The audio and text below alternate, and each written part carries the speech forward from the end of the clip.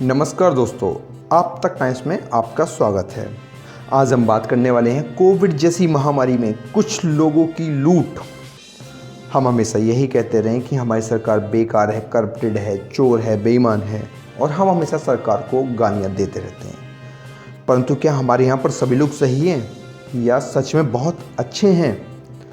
तो आज हम बात करने वाले हैं हमारे राष्ट्र के कुछ ऐसे ही लोगों की, जब वो आपको परेशानी में देखते हैं, आपको परेशान देखते हैं, तो उनके मन में शायद एक ही सवाल आता है कि इस समय आपको कैसे लूटा जाए और ज़्यादा से ज़्यादा पैसा कैसे कमाया जाए।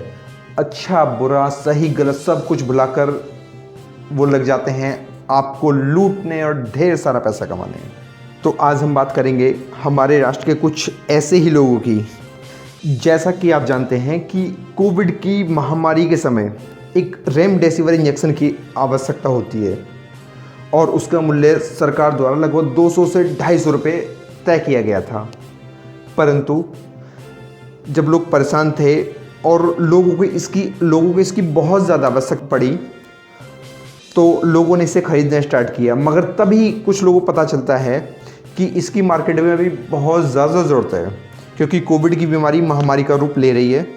तो कुछ लोगों ने यहाँ पे भी एक रेमडेसिविर इंजेक्शन की ब्लैक मार्केटिंग स्टार्ट कर दी। उनके मन में ख्याल आया कि बहुत सारा पैसा कमाया जाए और उन्होंने इसकी भी ब्लैक मार्केटिंग स्टार्ट कर दी। और जिस रेमडेसिविर इंजेक्शन की मार्केट वैल्यू 200 से 250 रुपये थी, मार्केट में ब्लैक मार्केटिंग के ज़रिए कुछ लोगों ने इसे 20,000, 25,000, 30,000 और 50,000 रुपये तक का भी बेच दिया। यह कितना सही है कि जब लोग अस्पताल में परेशान हो, तड़प रहे हों और आप इस तरीक़े का गेम खेलें और लोग भी जान से खेलकर सिर्फ पैसे के लिए। कुछ लोग तो इतना तक गिर गए कि उन्होंने इसको भी नकली रेमडेसिविर इंजेक्शन बनाना स्टार्ट कर दिया और उसकी भी ब्लैक मार्केटिंग। ये लोग कितना गिर गए हैं? क्या इन्हें ऊपर वाले का कोई खौफ नहीं? क्या इनके अंदर थोड़ी सी भी इंसानियत नहीं बची है?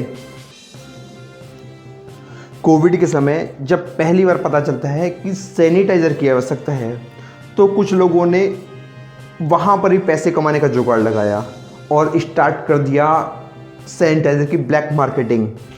और जो सैनिटाइज़र मार्केट में 200 से 250 रुपये का मिल जाता है, वो 1000 से 1500 रुपये का लोगों ने खूब बेचा। क्या ये सही है कि ऐसे समय पर जब कोरोना महामारी का रूप ले रहा है तो आप लोगों की मजबूरी को देखते हुए आप ब्लैक मार्केटिंग करें? और दोस्तों, आपको क्या लगता है कि ये ब्लैक मार्केटिंग करने वाले किसी बाहर देश से आते हैं या विदेशों से आते हैं? नहीं, ये हमारे देश के हमारे अपने ही लोग होते हैं जो लोगों मजबूरी में देखकर इस तरीके का गेम खेलते हैं। अगर हम बात करते हैं कोविड में पल्स ऑक्सीमीटर की, जब कोविड की महामारी के समय लोग हॉस्पिटल जाने लगे और वहाँ पे डॉक्टरों द्वारा बताया गया कि पल्स ऑक्सीमीटर के द्वारा आप ऑक्सीजन लेवल चेक करते रहना, तो कुछ लोगों को यहाँ पे भी ब्लैक मार्केटिंग याद आ गई और लोगों की मजबूरी को देखते हुए उन्होंने यहाँ पर पल्स ऑक्सीमीटर की भी ब्लैक मार्केटिंग स्टार्ट कर दी।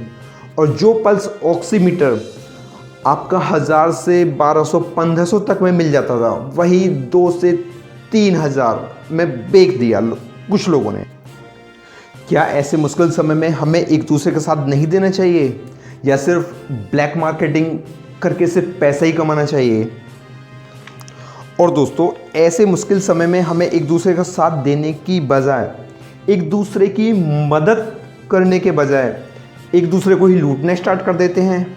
क्या ऐसे मुश्किल समय में हमें एक दूसरे के साथ नहीं देना चाहिए या सिर्फ सरकार को ही गालियां देते रहना चाहिए? अगर हम बात करें कोविड के समय लोगों को जब इस बीमारी से लड़ने के लिए ऑक्सीजन सिलेंडर की आवश्यकता हुई, तो यहाँ पे भी कुछ लोगों ने दूसरों की परेशानी को देखते हुए इसकी ब्लैक मार्केटिंग स्टार्ट कर दी। और जो ऑक्सीजन सिलेंडर लगभग 10 से 12-15 हज़ार रुपये तक का मिल जाता था मार्केट में, वही ऑक्सीजन सिलेंडर इस कोविड की महामारी के समय 30 से 35,000, 40,000, कहीं कहीं पे तो 50,000 रुपये तक का भी इन लोगों ने बेच दिया और खूब पैसा कमाया। आपको क्या लगता है कि इस तरह लोगों की जान से खेलकर इस तरीके से पैसा कमाना कितना सही है?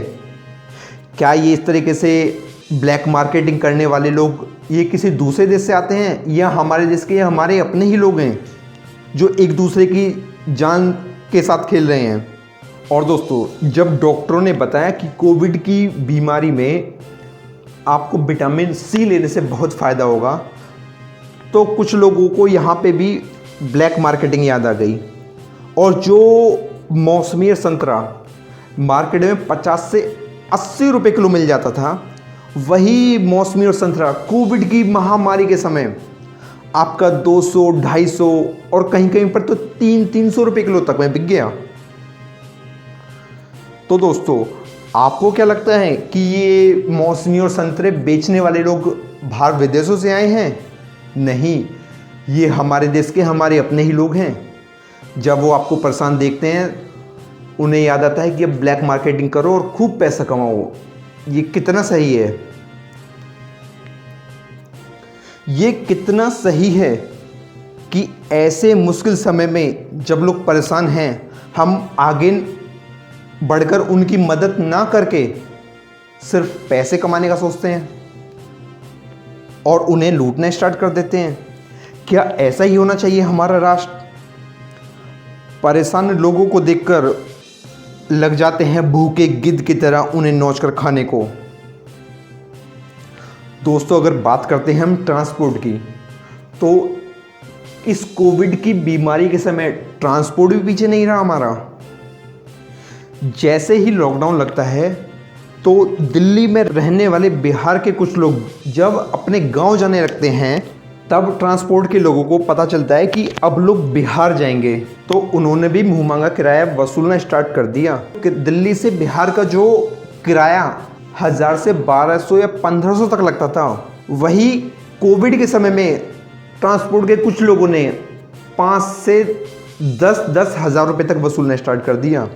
ये कितना सही है? और दोस्तों, ऐसे में कुछ एम्बुलेंस के लोग भी पीछे नहीं रहे। जहाँ पर मरीज़ को ले जाने का किराया 1000 से 1500 या 2000 रुपये लगता था, वहीं पे लोगों ने 4-5 हज़ार रुपये तक वसूलना स्टार्ट कर दिए। एक तरफ जहाँ लोग परेशान हैं, बीमार हैं, वहीं दूसरी तरफ कुछ लोग इस परेशानी को देखकर उसका फ़ायदा उठाते हैं और पैसा कमाने लग जाते हैं और खूब सारा पैसा कमाते हैं और उन्हें खूब लूटते हैं तथा गालियां सरकार को देते हैं। और जब आदमी मर जाता है तो उसे अंतिम संस्कार के लिए शमशान घाट ले जाया जाता है। वहाँ पर भी कुछ लोग पीछे नहीं रहे और उन्होंने भी लकड़ी आदि का सामान बहुत महंगा कर दिया। आपने देखा होगा कि कुछ लोग हमेशा सरकार को गालियां देते रहते हैं, उन्हें कोसते रहते हैं और भला बुरा कहते रहते हैं। तो क्या सारी जिम्मेवारी सिर्फ सरकार की है? हमारी कोई जिम्मेवारी नहीं अपने राष्ट्र के प्रति, अपने लोगों के प्रति? हमारी कोई जिम्मेवारी नहीं है? क्या यह राष्ट्र हमारा नहीं है? हाँ, मैं मानता हूँ कि सरकार की कुछ असफलताएं नहीं हैं, कुछ मिसमैनेजमेंट रहे हैं, कुछ गलतियां रही हैं। शायद अगर हमारी सरकार वक्त रहते सही मैनेजमेंट करती तो ये बीमारी महामारी का रूप ना ले पाती। और दोस्तों, कई बार तो सुप्रीम कोर्ट को भी हस्तक्षेप करना पड़ा है इस महामारी में। सारी जिम्मेवारी सिर्फ सरकार की है, हमारी कोई जिम्मेवारी नहीं। ऐसे समय में जब लोग परेशान हों, बीमार हों, तो क्या हमें आगे बढ़कर उनकी मदद नहीं करनी चाहिए या सिर्फ उन्हें ऐसे ही लूटना चाहिए? क्या ऐसा ही हमारे देश के लोग होने चाहिए जो सिर्फ और सिर्फ सरकार को गालियां देते रहें, उनकी कमियां गिनवाते रहें? क्या हमारा कोई जिम्मेवारी नहीं अपने समाज के प्रति, अपने राष्ट्र के प्रति? जय हिंद।